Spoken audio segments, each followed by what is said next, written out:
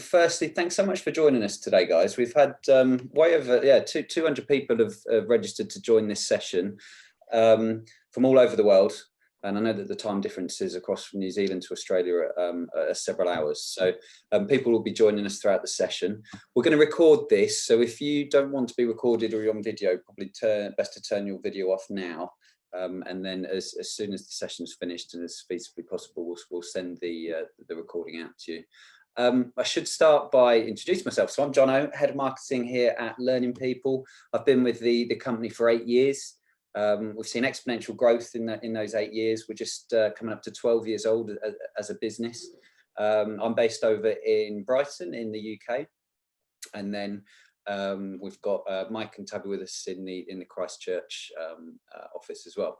And the idea of these sessions are just kind of talk to you about who Learning People are, but also to meet our students. I really enjoy hosting these sessions as much as my job in marketing is to promote what we do in terms of advertising courses and careers. At the end of that, we want to enable people to enter careers. So you'll come with us, you'll learn your skills, and then you'll land your dream job at the end of it. And we're going to be speaking to Zach today, who's upskilled in project management and secured a role. So we're looking forward to talking to Zach. We have over 35,000 students worldwide. We pride ourselves on the training and support that we deliver. We've got a 93% employability success rate. We've got students working for some of the biggest companies all over the world. And yes, we're going to hear Zach's story. I think first, though, we'll introduce you to Mike Gear, who is our director over in New Zealand. So Mike, would you give us an intro about project management and who we are as the Learning People? Would be great. Yeah, good. Yeah, as John was saying, we specialise in tech, but also obviously in project management training. And the big sort of, I suppose, difference that I've seen over the last 20 years is that traditionally, 20 years ago, project management certifications were more sort of suited for people that were either in tech or in the building industry. What we've found over time now is that project management as a skill set is obviously industry neutral. So whether it's government, healthcare, obviously tech, building industry, whatever industry you're in, it's now essential that you've got those skills. And obviously, traditionally, people would sort of go to university or do postgraduates in project management. What we have found is internationally, organisations want international certification. So instead of looking at sort of a generic diploma, you need to look at either certifying with the Project Management Institute or with Prince, so that you understand that methodology, and that's the methodology that the organisation follows. So if you're wanting to get, obviously upskilled to become more marketable for new positions, if you're working within a management role and you are wanting to look at advancement internally or just to understand the methodologies better, if you can train and certify internationally, your marketability spikes, and obviously your knowledge and understanding of those methodologies makes you attractive as a candidate and obviously more skilled. So that's what we do, and obviously we support you the whole way. So initially what you would do is you would speak to one of the senior career consultants. They would discuss your background, your transferable skills, and obviously what sort of roles you're wanting to move into and what industry. And from there, we would then discuss with you what qualifications are going to be the best suited for you personally. So yeah, so that's essentially what we do, and we can discuss obviously, what qualifications would be the best suited for you. So yeah. Great, thanks, Mike. I think just following on from that, one of the reasons that students enroll with us is because of the support. Obviously, the training is one part of it, but the support that we offer throughout training, and in terms of career services, which is an exclusive service that we provide, almost holding your hand right the way through to landing your dream job. I mean, it's a really key part of what becoming a Learning People student is all about. And Tabby's here as a key part of the career services team. Do you want to give us an overview of career services, please? Yes, sure. Thanks for that, Jono. Yeah, so I'm Tabitha. So I'm in the career services team here at Learning People. So basically, we're a team of ex-agency recruiters mostly. So yeah, we're really there, as you say, just to hold your hand, be there throughout that entire process, just navigate the employment journey. Obviously, it's quite a daunting process for anyone finding a new role, whether you're just entering the workforce, whether you're trying to move up in your industry, or whether you're a career changer. It's scary kind of regardless. So we just want to make that as smooth as we possibly can and just have guidance and support around that. What we do is really effective, and we just going to offer as much support as you need or as little. But yeah, I'll just run you through, I guess, the standard process. So we operate in sort of a 3-phase process. First of all, we would call you and introduce ourselves in that first week and just make a bit of a plan as to what's going to work for you. Some students want to start straight away, they just want to crack in, get into it. Some want to wait until they've got more time and they're going to be looking for work. Whatever you want will do, basically. So for phase 1, it's all about your CV and your LinkedIn profile. So we'll do a full consultation, just guide you through what your CV needs to look like, how you can really best sell yourself. We would tell you, use your training, use the terminology within your training, put that in your CV. That's going to really help basically to get a role. But yeah, we would coach you through all of that. Phase 2 is all about the networking side of things on LinkedIn. So we obviously do your profile, which is really important, but I think a lot of people think having a really flashy, nice LinkedIn profile is enough. You really actually need to utilize the platform and network on it, which we would coach you through all of that. At phase 3, that's when you're interviewing. So interviews are scary for anybody, but we'll basically support you through the whole process. We can kind of read the job description, tell you what sort of questioning you might get asked. These days, a lot of interviews will have a behavioral-based style of interviewing, which is quite scary to answer. So we'll support you. We can do practice interviews, all of that. Then, contract negotiation. If you do get offered that role, you obviously want to make sure it's the best thing for you, which we would support with as well. We are really flexible though. So basically, whatever's going to work for you, we would try to offer that guidance around, and just be the cheerleader on the side, really. So yeah. Thanks, Tabitha. Thanks for that overview. So yes, that's career services. It really is a key part of becoming a learning people student. We have students working for some of the biggest companies in the world, the likes of Amazon, HSBC, Brisbane Police, NHS, just to name a few. And as Mike touched on at the start there, we're in the education industry to enable people to enter tech and project management careers. And they're 2 industries where the growth has just absolutely boomed, particularly over the last decade.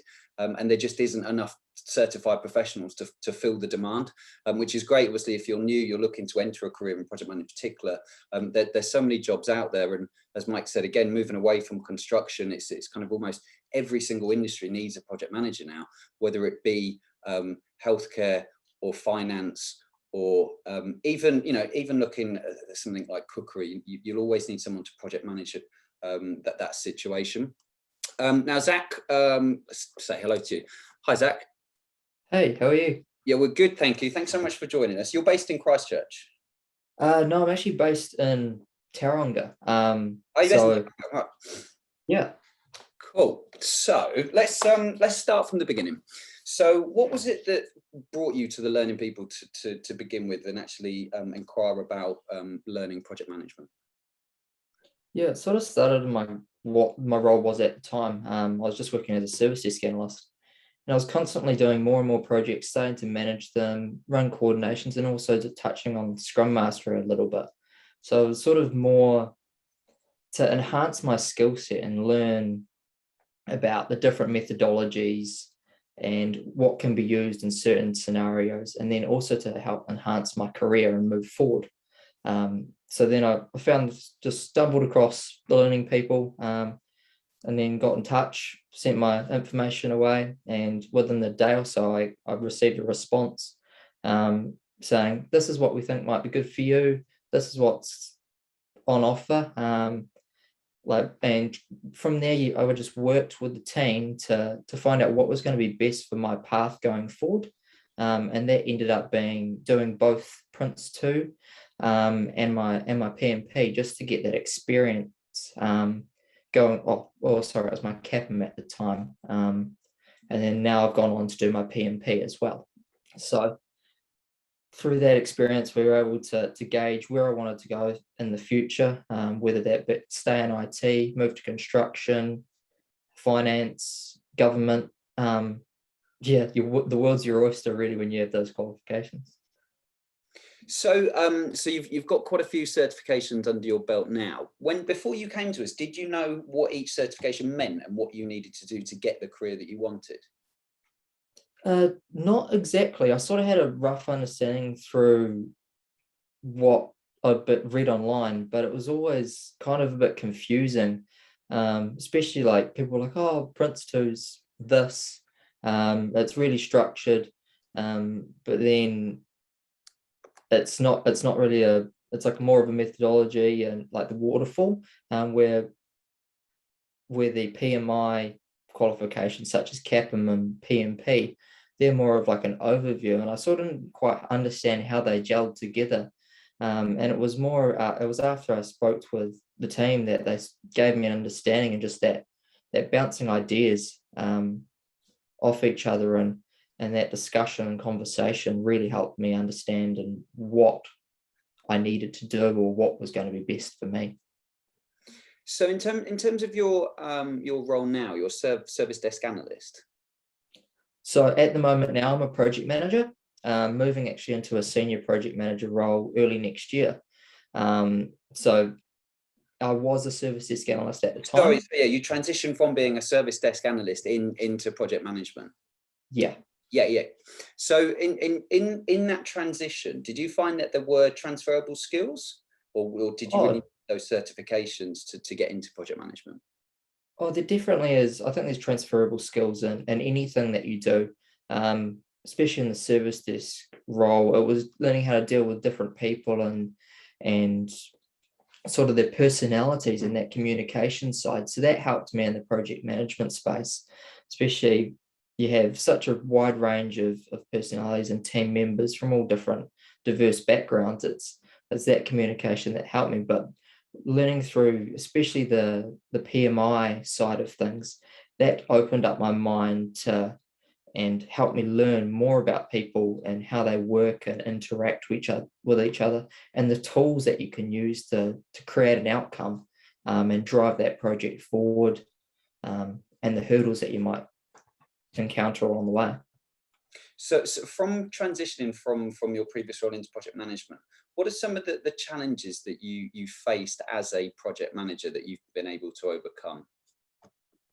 So some of probably the initial challenges are, am I doing this right? You start to you question yourself, but I think it's that comes with time. And you got those nerves. You're always jumping onto a new project. Everything's different. You've got to do that discovery period. But that's also the love of the job. Is it's never the same with every project you might be doing. You might be doing 1, 2, 3, 4, 5 projects on the go. So it's constantly ever evolving and adapting. But yeah, it's more that initial, am I doing the right thing? But you've always got people to support you along the way, and the learning people have been there to support me through even some of the initial first questions. When I landed the role, it was fantastic. So how closely did you work with career services into landing your first project management role? Yeah, so it was mostly surrounding just the odd question here and there, and the support that they gave me, reaching out every 2 to 3 weeks, seeing how I was going, if I'd found anything. And then also, because I developed and created most of my LinkedIn profile and CV before I approached the learning people. So it was more just little enhancements and how to engage with the external world, I guess, not just within my organization at the time, and how people work and that networking side. That was the big thing for me. So did you tweak a few things on LinkedIn in your CV, and how did you find the role? Did people approach you, or did you feel more confident to put yourself out there after gaining these certifications? I definitely found more confident putting myself out there, because you constantly see on job applications experience or PMP Prince 2 required, or some form of qualification, and it's like, oh, okay, I've got a little bit of experience and that, but they're really wanting this as well. And it was just sort of the extra boost of confidence to go, I've got this, I can do it, like I'm going to apply. And then also with the help of everyone else within the learning people in the team, they sort of give you pointers on how you might approach a certain situation differently, and how you can, if you get someone approaching you via LinkedIn, which I've had a few times, it's how you create that conversation and that relationship. So Zach, you've said we'll talk about the day in the life of a project manager, which I'm interested to hear. You've spoken about some of your challenges. Can you tell us about some of the other kind of day-to-day tasks that you would conduct and that you manage as well? Yeah, so I guess it kind of depends on the methodology that you're using, whether it be agile or waterfall, and then the industry. But I guess overall, you're mostly wanting to create sort of an overall timeline of how you create an overall timeline of how you're wanting to progress forward, and you touch base with your teammates and the team that you're working with throughout the day. Just see how they're going, whether they actually need any help, assistance, and from there you can gauge and gain an understanding of what actually is needing to be done. Are we on time? Are we on scope? Are we actually following the scope, or are we blowing it out of the water? And also the budget. So it's a lot of talking, dealing with team members, external stakeholders, and just, the big thing is communication. If you love communication, and leading people and trying to mitigate problems, it's really for you. That's what I mostly find is the main role during the day. And do you ever work with strict budget constraints as well? Do. I've done some recent projects doing database moves and setting up applications that have had a very tight budget due to external clients just not being able to fund anything more. And in that way, it is hard to stick to. So you got to adapt and change. Do we need this many people on the team? Do we need to increase or decrease? Okay, is our scope actually sufficient? Do we need to add more to it? Do we need to take something away so we can reach the budget and timeline? So it's a lot of problem solving as well. Yeah. That comes into play, mostly surrounding those three things I've found, and also dependencies with other projects that can come into play. So just a couple more questions, Zach, and then everyone who's attending, we've had some questions sent in, which we'll get Mike and Tabitha to answer as well. The scope for project management is absolutely huge. You know, the size of projects can be really small, or massive. One of our students worked on building a marina in Dubai, which is obviously that right up there. What in terms of your career pathway, what would be the next step, and where do you want to aim to get to in your project management career? For instance, project management is a great skill to have right across the board. It can lead you in so many different avenues. But my next step there's a couple of things that I'm tossing up, is continue down the IT path, move into more of an operations sort of role, strategic role, and touch on business change as well. So, and alongside that work is a bit more of do more program and portfolio work. But then the other side of me also wants to venture out into different areas, say construction and civil engineering and that kind of thing, because that interests me a lot as well. And then maybe even touch on the governance side of things, because I've done a lot of legislative work and divestitures at the moment, dealing with councils and government organisations. So that's definitely an area that interests me as well. Do you feel that that COVID has affected the industry in any way? Oh, tremendously. I think people realise now that there was such a shortage of project managers, just to do almost anything and everything. Yeah, I cannot actually think of really an industry that it's not needed. Like, you think, oh, maybe not the healthcare side of things in hospitals, but they're a huge user of project managers. And then it also, the ability to work from home and anywhere is amazing. COVID's helped that. So my current organisation is based in Auckland, but I'm in Tauranga, so I'm able to work fully remotely. And I work with people right across Asia Pacific, so India, Singapore, Australia, even into the UK at the moment. Just that work flexibility as well. What advice would you give to anybody here today that's looking to enter project management?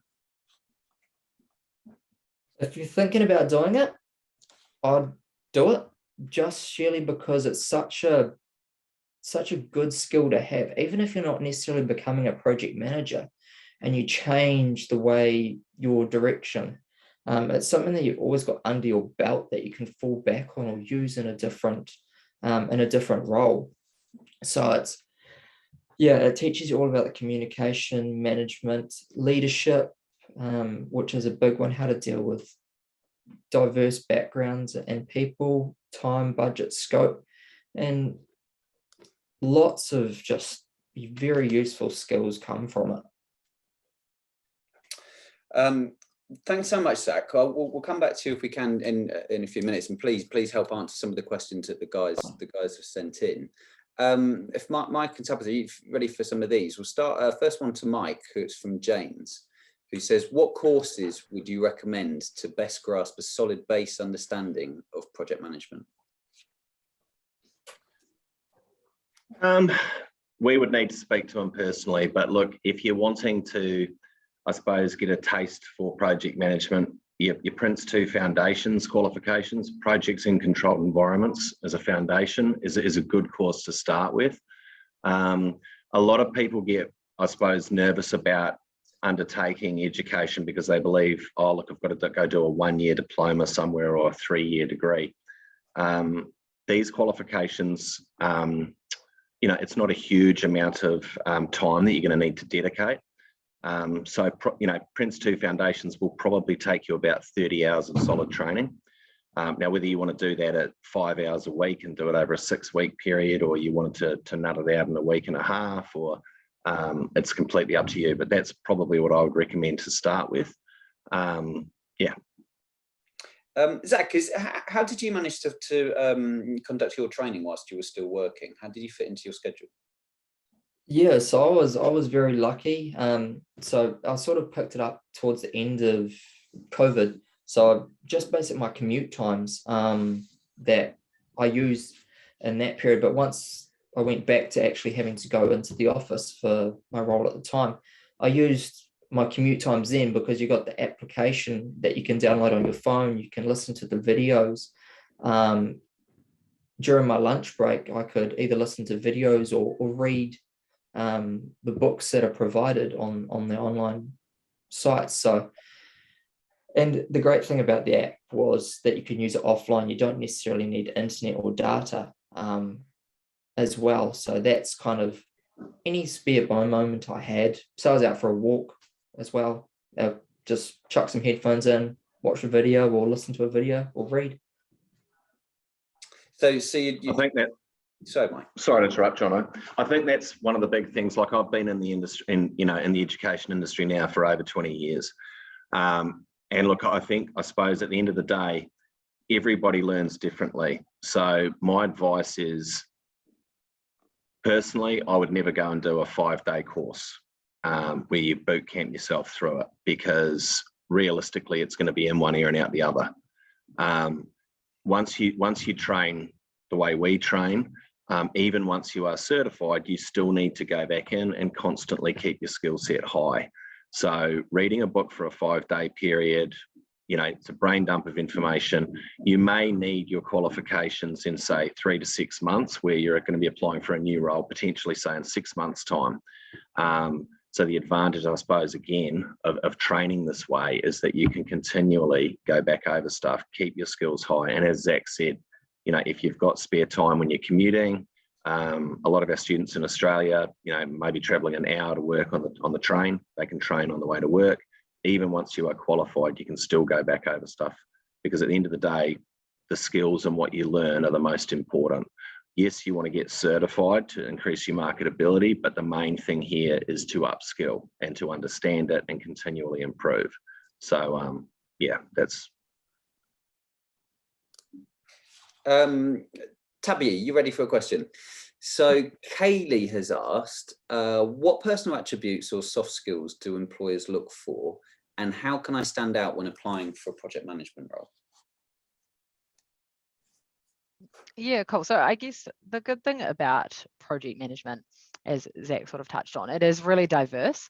So there's a lot of other roles that have really similar soft skills that would make a great PM. Things like communication, adaptability, resourcefulness, teamwork, influence, like all of these things are super, super important.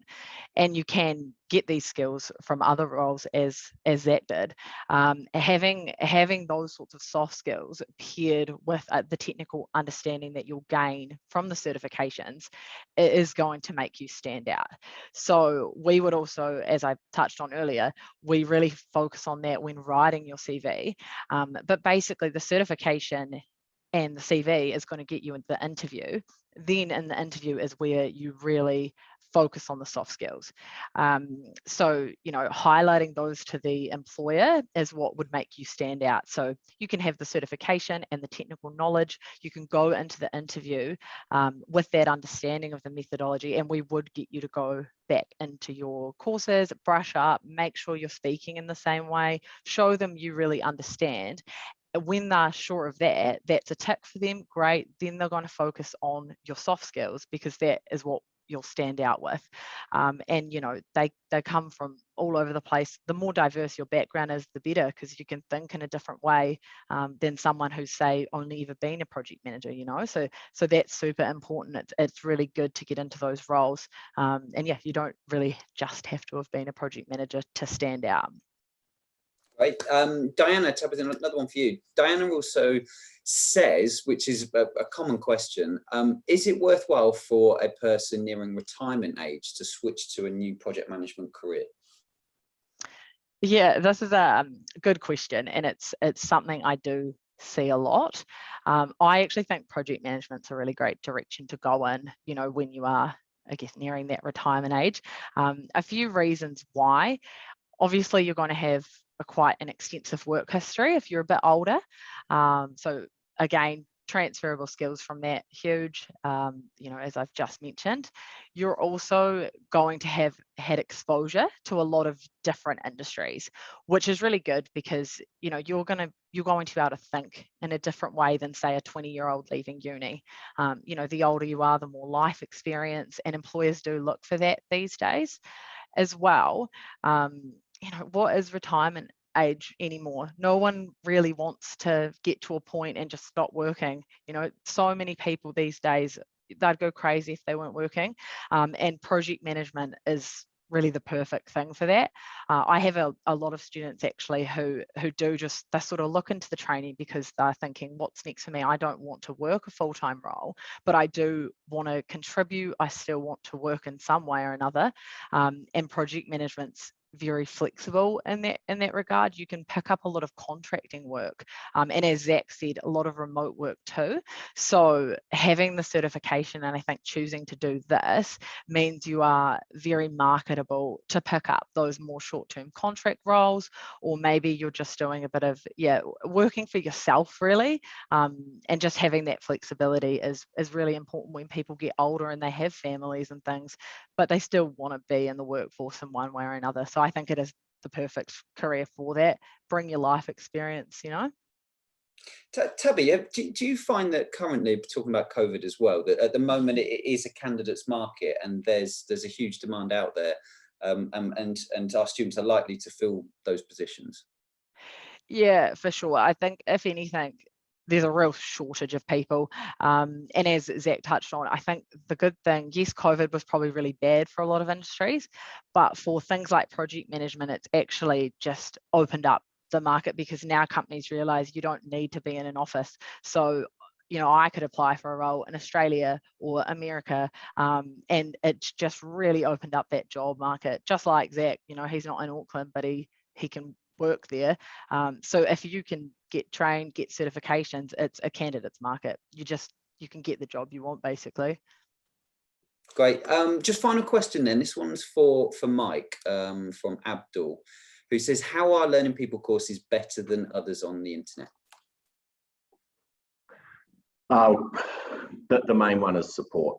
As I said, I've worked in the industry for over 20 years. I've worked in some organisations where there is basically no support. Students get left to themselves. Obviously, if you've gone through university, you're pretty much doing it on your own. We believe strongly here that everyone learns differently. And so some people need a huge amount of support, others need less. But we have a student care team that will basically be in contact with you constantly. So obviously there's your mentoring and all that sort of stuff through your training, your teachers. But for me, the big one, which I'm very, very firm on here, is that our students are supported. So whether that's, study plans, weekly support, fortnightly support, just to be able to ring up and have a chat constantly. Zach utilised our student care team a lot, is big. And then obviously the career services side of things, again, is quite unique. A lot of organisations say they do this sort of stuff, but as I said, from my experience, they don't. So for us, the big one is support. It's also making sure that at the end of the day, you're successful. The amount of people that I've spoken to over the years who have started courses, never finished, felt like it, and the common sort of theme is we weren't supported. That won't happen, with us. So our big point of difference is obviously we're global. We have a very strong connection with recruitment agencies and employers internationally, and we will support you the whole way and give you the right advice in regards to you specifically for what you're looking to do and how we can help. So yeah, that's our point of difference. Great, thanks so much, Mike. I've just got one more final question for Zach. And I guess, where you are now, still going with some of your certs. But would you say that the investment so far has been worth it? 100%, because at the end of the day, I don't think I would have had the success in landing the roles that I have without the certification and the guidance that also comes with it, right from start to finish. Is just any questions that you have, no matter how silly you think they may be, someone's always there to answer as well. So yeah. Great. We've just one more question that's come in from Susie, who's on the chat. Might be best for Mike to answer. And also, again, it's best to have a career consultation to answer this. Is it essential to have Prince 2 practitioners versus foundations, or foundations still recognise? Well, can you hear me? To sit your practitioner, you need to have your foundation certificate completed, or you need to have your CAPM or PMP certification before you can sit practitioner. So was the question, do I need to have the... Say again, Jono? Yeah, is it essential to have Prince 2 practitioners versus foundations? Oh, I see. So she's meaning, could I just do the foundation course? That's it. Yeah. Oh, sorry. Yeah. Yeah. No. Look, I mean, obviously, the more qualifications you've got, the better. Your foundation is a really good foundation qualification. Practitioner and agile practitioner is again just going to increase your skill set. I suppose again, as an individual, we need to know why you wanted to do it. But if you're looking at it for marketability wise, organisations basically will follow either Prince or PMBOK, Project Management Body of Knowledge, from the PMI. If you have both, your scope and your marketability is way greater. But again, it's very hard to answer that question on what she's wanting to do career-wise and all that sort of stuff. But I would say get your practitioner completed. Agile is massive, as Zach has said. And also, if you're wanting to make yourself as marketable as possible, I would also look at the Project Management Institute qualifications too, because you're sitting the same exams as someone in the US, UK, Australia, New Zealand. It's international. So the more you've got, the more marketable you are. Just one more question, because some more are coming in and we're here. And again, speak to your career consultant. Zach, you might help answer this. So Anna says, can one move from student support role to a project management role easily, and to gain work in government? I think does that make sense? Can one move from a student support role to project management role easily to gain work in government? Again, I guess that depends on the certifications. Yeah, go on, Zach. Yeah, it's sort of, I guess you can move from anything, because you're going to have experience in that student support role to move towards government. It just depends on exactly what kind of student support role that you're in as well, I guess. But if you're wanting to move more towards the government side of things, I personally have found from my experience to look more towards that Prince 2 side.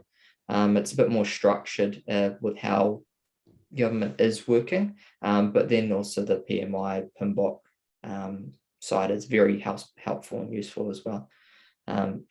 But anything is possible, is what I preach. Prince 2 is massive internationally, especially within Australia and New Zealand and the UK, obviously within government, also within tech. But yeah, we have had a number of students that have worked within governments and government departments, whether it's HR or those sorts of areas in Australia and New Zealand, who have been working, say, in HR for sort of 5-10 years and just getting bored, wanting to advance or looking at moving into some other area, who have certified in Prince, who have moved into PM roles. They're on our student success stories that we can email out to anyone that wants to have a look.